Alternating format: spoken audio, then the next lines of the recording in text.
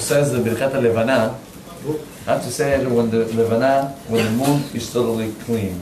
There is a machloket in between Sephardim and Ashkenazim if there is a very fine cloud that is covering the moon, but I can see the moon clear, if I can still say the Beracha or not. And we as Sephardim were machminim on that, not to say it. If we have a chance to say it, when it will be totally clean up. However, sometimes happen, we have nights that it's very cloudy. And in between one cloud and another, there is a space that the moon can get totally clear. Are we allowed to say the Beracha or not? So, but that, the Halacha mentions, that depends. If you're sure, when I'm saying Beracha, it's not the whole entire Birkat Levana. I'm saying the Beracha is just the Baruch Atah. Right? From the beginning of Baruch Atah to the Baruch Atah. That's called the Beracha. If I'm able to say the whole entire Beracha, and still having the moon open, meaning clear, so it's fine, you can say the Beracha, you should say the Beracha. But what if I'm calculating the clouds are moving too fast, and it's very possible that once I will start the Beracha, in the middle of the Beracha the clouds will cover the moon. So in such a case, it's the Halacha that I mentioned inside. That if you still have some, and you know that if there is a chance that next night you will be able to say the Beracha, so you should not say the Beracha that night. But if if it is the last night, so you will be allowed to say it. Just be careful, try to rush it, and to be able to finish the Beracha before the clouds will cover the moon. This is the simple halacha. Okay, last night was a very emotional night. We were in Davie for the Siyum Hashas of Florida. Beautiful event what they did. Also, kids made Siyum of the Shas Mishnayot. Very nice. And we had a very good speakers, Chacham David Yosef, a rabbi from London, Dayan. And let me share with you the following story. There was a rabbi, his name was Rabbi Steinman. I don't know if you heard about him. Steinman, depends where do you live. You live in Israel, it's Steinman. You live outside Israel, Steinman. Anyway, it's the same rabbi. So, a man came up to him, was Gadol Ador. Yeah? So a man came up to him and he told him, Rabbi, I have a kollel in Eretz Israel. I don't want to go to collect money outside Israel. It's embarrassing. It's every time that I go, it's like, I don't want to go. Rabbi, give me a beracha that I should get the parnasah, the money that we need to the kollel here in Eretz Israel.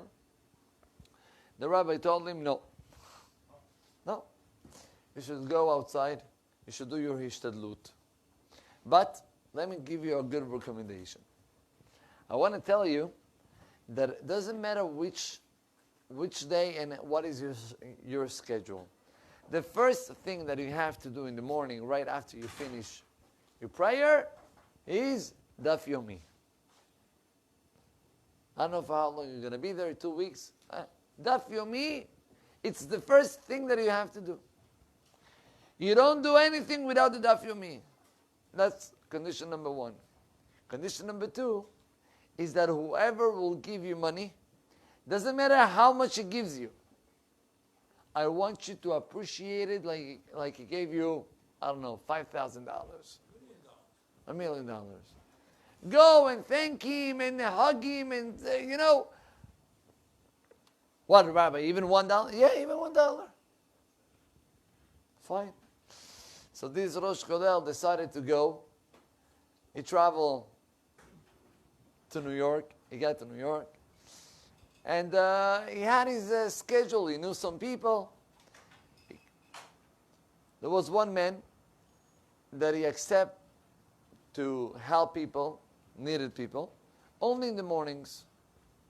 One time in the morning, there was a certain time that it was pretty early.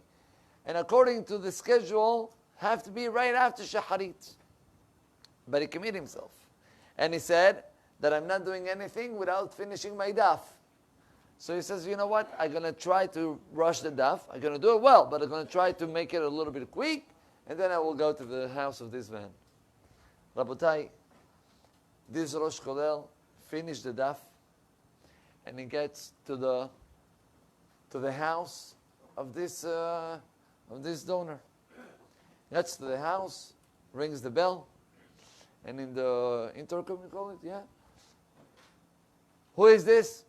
No, this is Rabbi so-and-so. I'm coming to collect money. He says, listen, sir, do you know that you came late? Yeah, but I was, my daf. What daf in daf? I'm not opening it right now. He says, please, I beg you, if you don't mind. He says, you don't understand. I'm in the 3rd floor of my house. If I go downstairs to give you whatever it is, I'm losing money. I'm making money every minute.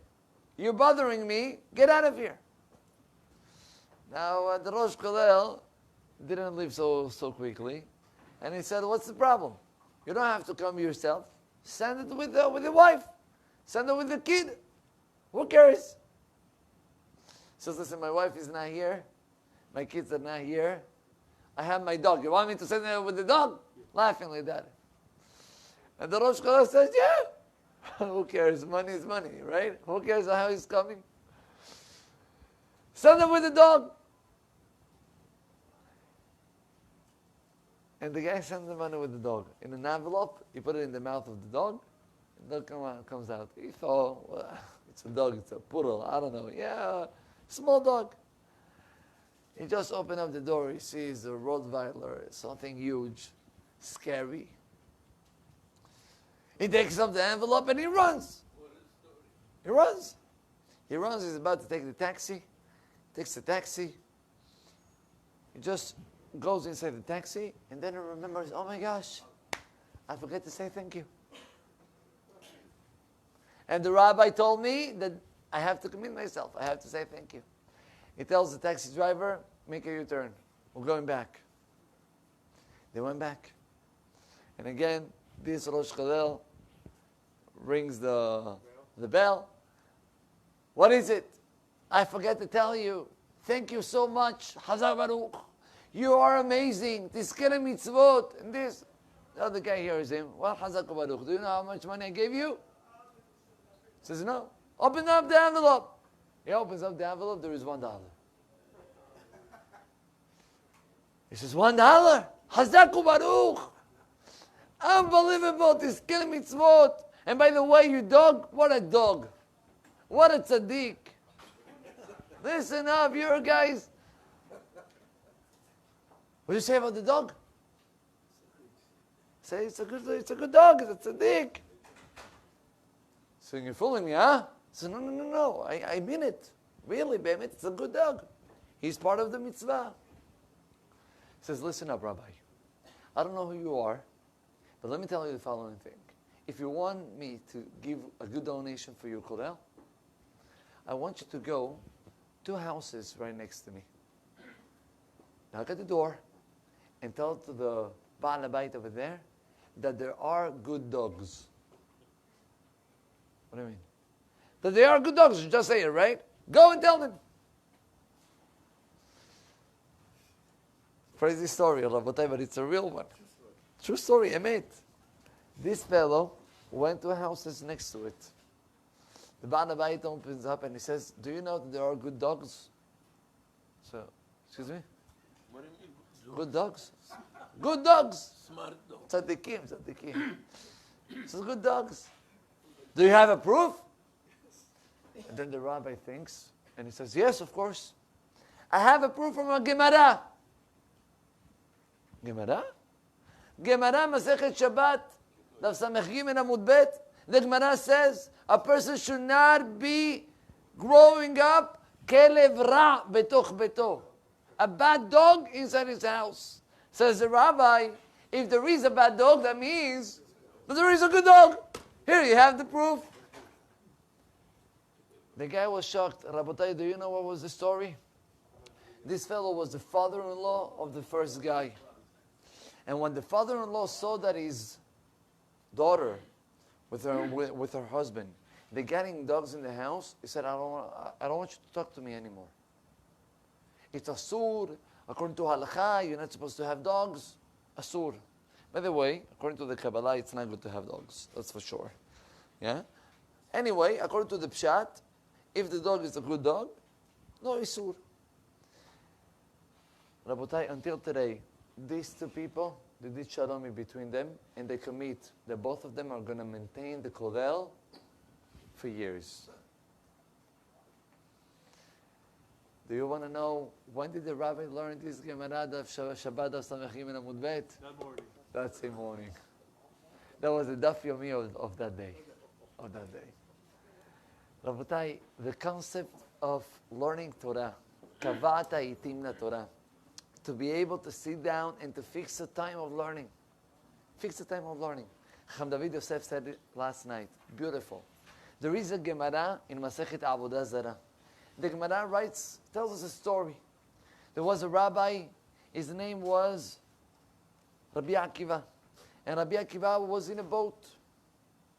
In another boat in the ocean, there was another rabbi. I believe it was Rabban Gamliel, if I remember. And this other rabbi sees the boat of Rabbi Akiva in the storm, moving back and forth, and the boat breaks, and the people started to sink, to drown. All of the rabbis in the other boat, they see that, they start to cry. Rabbi Akiva, Gdol HaTanaim, he's dying like that, not even to bury him, not even to have a regular kibura. What a tragedy. They cried. When they got to the city, they went to tell the Bedin and the wife. Yeah. You know, it's a problem over here of aguna. Lo alenu. They're about to go to the Bedin, and then all of a sudden, they see Rabbi Akiva standing. See Rabbi Akiva walking like nothing happened. They jump on Rabbi Akiva and they hug him. Chacham, Baruch Hashem, tell us what happened, how you get saved. It says the Gemara that when the boat broke, daf is the mainly. I got a daf. Daf, it's a piece of, maybe a piece of wood that I had. And every single wave that was coming, ni'anati lo berosho, beroshi. I was moving my head.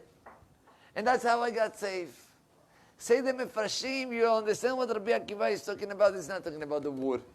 Rabbi Akiva is talking about the daf of the Gemara, the learning of Torah that he had. You know what was the merit of Rabbi Akiva to get saved? Torah learning. Wow. Torah protection. Torah magna u'matzla. The Torah protects and saves. It's unbelievable. Rabotai, we have the opportunity. Doesn't matter if we're already the second day of the daf yomi. So what? Let's go inside. Let's try. You know what? Berachot, someone told me, Rabbi, I don't commit myself. But Berachot sounds a good Gemara. You know, it's an easy Gemara. Yeah, let's start with it. Good. Start with Masechet Berachot. And Bezat Hashem, once you will do Siyum Berachot, you will look at yourself. You're going to be so proud of yourself that you were able to finish a Gemara. You would like to make another one. But let me tell you the following concept. So last night, the Dayan from London, Rabbi Duner, said the following story. There was a rabbi, his name was Rabbi Yosef Shalom Eliashiv. Rabbi Yosef Shalom Eliashiv was in the same Bet Adin of Chacham Ovadia Yosef. Chacham Ovadia Yosef Sephardi, Rabbi Eliashiv Ashkenazi. Gadol Ador he was. He passed away at the age of, if I remember well, 103, 104, something like that. It was gigantic on Torah. I had the merit to see him many, many times. Chacham Eliashiv, until his last day of his life, he was focused, he was clear in his mind. Clear. He became the Posek Hador for the Ashkenazim. Like for us, Chacham Ovadia Yosef was the Posek, right? The rabbi of all the halachot. Chacham Eliashiv was the Posek of all the Ashkenazim. There is a famous story how Chacham Eliashiv was born. The grandfather of Chacham Eliashiv was the Leshem. The Leshem was a great Mekubal. Ashkenaz Kabbalistic rabbi. His daughter couldn't have children. For years, she went to different doctors, until one day, after 17 years, she goes to one of the doctors, and the doctor tells her, listen, there is no chance for you. For you to continue spending money. There is no way for you to get pregnant. And matzav. She came back home, lo alenu velo alechem. This type of news breaks the person. She comes back home and she wanted to cry. Obviously. She just entered to the house and she realized, I'm going to cry.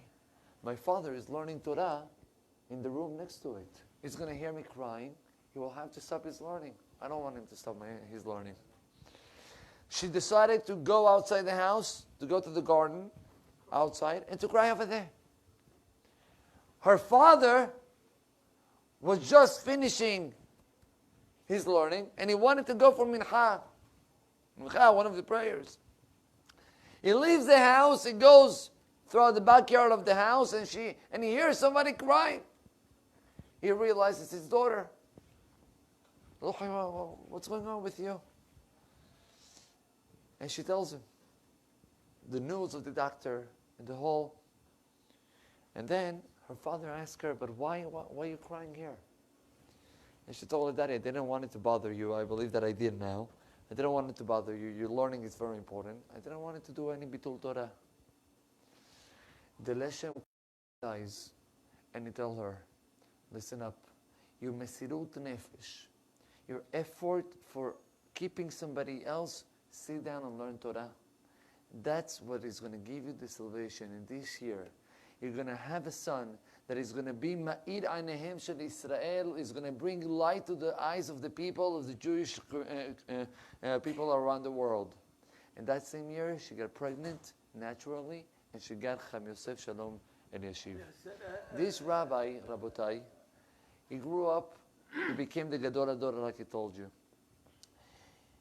When he was already old, I'm talking about over 95, this rabbi, every single night, he have a seder of learning, fixed learning of time. There is no way to bother him. He knew exactly at what time to wake up, at what time to.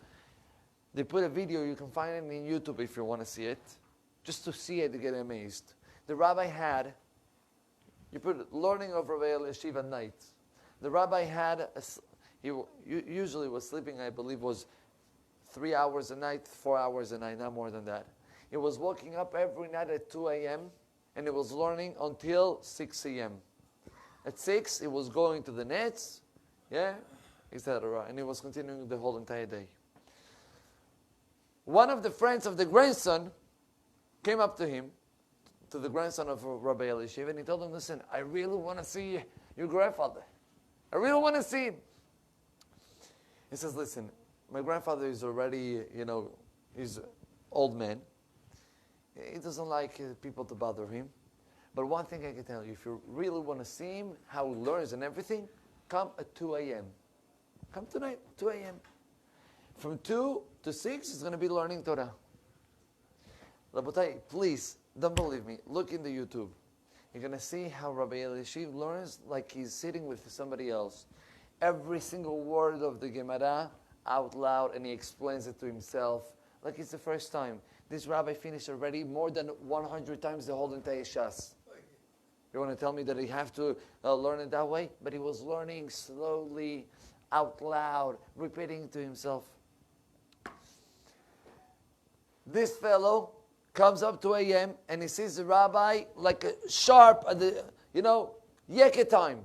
Comes 2 a.m. he's already standing, goes. Next morning, this guy that was watching the rabbi calls up the grandson of Rabbi Elishiv. And he tells him, listen up, I owe you big time. It's the first time that I had such a kavanah in my prayers. What happened? Such a kavanah in prayers? He says, yeah. I want to tell you something. I came last night.